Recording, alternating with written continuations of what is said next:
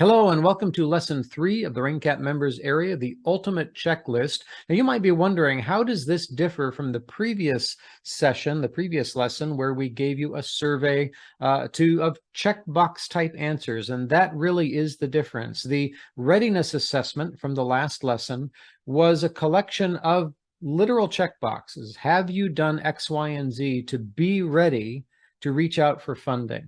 Okay, that's what we were going for. In the ultimate checklist, this is going to seem more like a first pass at a business plan. Now, it's not all business planning questions, but each of these questions will require you to think a little bit more and actually write out answers. Now, if you've already put together a business plan, then a lot of this is probably already going to be done for you. And if you don't think you need a business plan, you're not planning on writing one, I still encourage you, highly recommend that you go through and think about the questions listed here, because we occasionally run into a challenge with a business owner who's not going to be writing out a business plan because the business is either too small or it is too simple. But what that can lead to is not considering the topics that are in a business plan well enough. So it doesn't matter how simple your business is, the concepts that are listed here are really valuable. So no matter where you are, I'd recommend that you go through the process. In this video, I'm going to go through the same steps as I did last time, where I'm simply going to take a look at each of the questions, give some thoughts on those questions, and you're welcome to listen to the whole video and then take the assessment or go through the checklist on your own, or you can do it as I recommended you consider last time, which is doing the two at the same time. So you get my thoughts on each topic, and then you can write down your own. So with that, let's jump into it. The first section of the ultimate checklist is on essential concepts, the who, what, and why of your business. And the question 1 or topic 1 is your business idea. Can you describe your product or service in a clear, concise, and compelling way? Now, the way that I encourage my clients to think about this is in 3 parts. What is the problem you're solving? How are you solving it? And what makes your solution unique? Okay? Again, what problem are you solving? How are you solving it? And what makes your solution unique? If you can encapsulate that in a brief description, even a single sentence, you're going to be really well on your way to being able to describe your business clearly and in a compelling manner. Okay, that's business idea. Number 2 is customer persona. You may have heard about this before. Who is your ideal client, the person most likely to buy what you offer? The reason this is valuable is that for marketing purposes, we know that the more tightly you can focus on a specific individual who is absolutely going to want what you have to offer, the better your marketing connects, not only with that person, but with anybody who might be aligned with that person. So identifying, describing that customer persona is really valuable. Number 3, market research. What is the opportunity? Where do you fit in the competitive landscape? And how have you proven demand for your offering? Especially for early stage businesses, it is very common for business owners to feel like, what I have to offer is so valuable, I don't need to worry about market research. I'm going to open my doors and people are going to come flooding in. That is a mindset that's very common, and it's natural, but it's also flawed, because we don't know how the market is going to respond to our idea until we actually go out and test it. And that testing, that market research, could be in the form of actual market research, getting databases. It could be through surveys. My favorite model is to go out and actually find people who you think will like what you have to offer and sit down with them and talk it through. This is what I'm interested in offering. This is how much it's going to cost. This is what I think I'm solving in the marketplace. What do you think? And get responses, get real responses. That's called validation interviews, one of my favorite types of market research. So what have you done? That's what we're asking for here. In the second essential concepts section, we're looking at the how. So number 4 is your financial model. How will you make money? Describe that. It's going to cost you so much to create a product or develop a service. It's going to cost so much to actually do the work, and you're going to be charging X amount. What does that financial model actually look like? 5 is your operational blueprint. Now, this isn't terribly common, but understanding how your business operates can be informative. And what I like people to do is actually just sketch it out on a piece of paper. I start with marketing over here, and that leads to sales calls through the phone or through the internet. And then those lead to, the next processes of the business. And once I have a sale, then up here is manufacturing. So going through this process of actually drawing out how your business is organized can be really, as I said, really informative. That's your operational blueprint. Number 6 is marketing strategy. How will you generate interest and convert that interest into sales? You've identified a customer persona already. So how are you going to reach them? Where can you find them and get in front of them with, billboards or online ads or whatever it is? What is that strategy? Number 7 is a staffing projection. If you're not going to have staff, you can ignore this. But if you are, how will you gather and manage the talent necessary to meet your growth projections? Bringing on staff can be a complicated process and a daunting process for many. There are a lot of businesses that need staff, but just they don't make that step because it's scary. But when you need staff, you need staff. And understanding how you're going to manage that is valuable. And there are organizations and service providers that can help you with that. Essential concepts, the third section here is how much and when. So 8 are key performance indicators. You'll hear the term KPIs. That's what it stands for, key performance indicators. What will you monitor to measure how you're doing?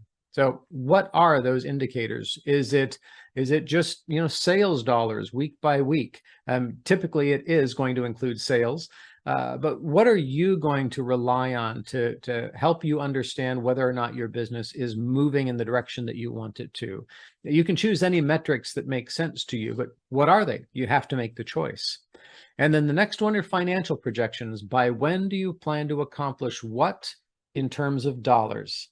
Now, the way I like to see financial projections is actually on a projected cash budget or projected P&L, which is where you go through month by month for a year or two, and you identify how much you think you're going to earn, how much it's going to cost, when the money's coming in, and you do that each month looking forward. Now, we know that on day one, that the expectations, the projections that you've created are going to be off by some amount, and it might be considerably off. That's okay. The important part is to lay down what you expect to have happen. That way, as you actually start moving forward, you can see what's right, what's not, and make adjustments so that your future is informed. And you're not just, out there paddling, not really knowing where you're headed or, how well you're doing. So financial projections are absolutely essential and will be required by almost any funder of any significant amount.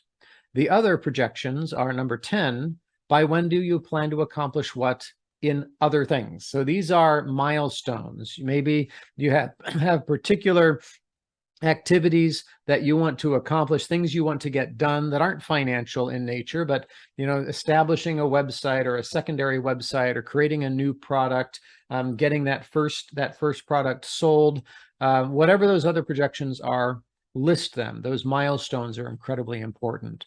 In this next section, we're looking at logistics. And so the next one is number 11, team. Who will support you in this effort? Who do you have on your team? Do you have an attorney, a banker, a CPA, an insurance agent, other mentors? Who is helping you in this process? It's really important to have mentors who can help you in the areas that you're not versed in. And nobody is versed in all the areas. Everybody needs support.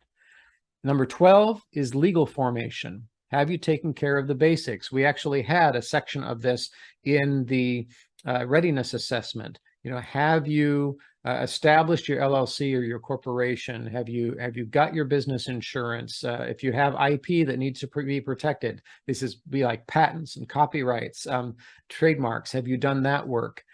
Just being prepped. So that's the first. And 12 is legal formation. Is your business up and running, legally formed? And then 13 is that IP protection. Have you protected your intellectual property? And a lot of people have questions about that. There's actually a great website, which will be linked here, which is the U.S. Patent and Trademark Office. So they've got a lot of great information there. And number 14, insurance. Do you have the business insurance that you need to protect yourself? And almost every business should have insurance of some sort.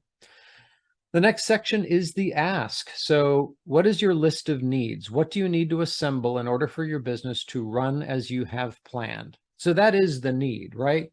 The financial ask that you're going to go out for should fill this need. All the things that you're going to need to do to get your business to the place that you want it to be, okay? That's your list of need. The funding request, what specifically are asking, what you're asking for from a funder. This is how much, what's the dollar amount? So you've gone through the process in number 15, identifying the needs. You've turned that into a dollar amount. That's what you're asking for. Number 17 is the impact of the funding.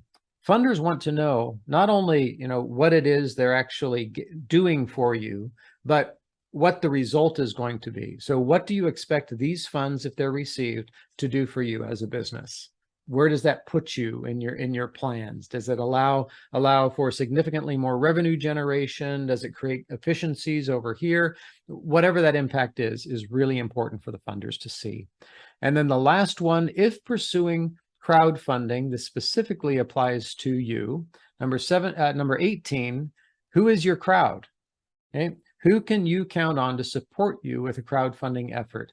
One of the things that we're trying to communicate that's really important is that in crowdfunding, before you launch your campaign, you should have a significant amount of at least your minimum ask already packaged, all ready to go. So this would mean going to your crowd before the campaign and saying, hey, we're going to be running a campaign. Can I count on you for X? So that on day one, they're there, and you've got 30% or 50%, some amount of that minimum ask that you're looking for already determined.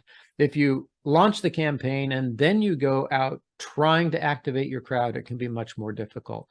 And then finally, number 19, your pitch video. If you're going to have a crowdfunding campaign, you're going to need a video to excite people, encourage people to invest or to pre-purchase whatever crowdfunding model you're working with. How will you go about scripting, recording, and editing your campaign video, and who can help you with this? These are important questions to ask if you're considering crowdfunding. So that is what we call the ultimate checklist. And I can tell you that almost all of these, all the way through question 17 up until the crowdfunding ones, are the types of questions that you would be asked to answer, questions that you would be answering in a business plan.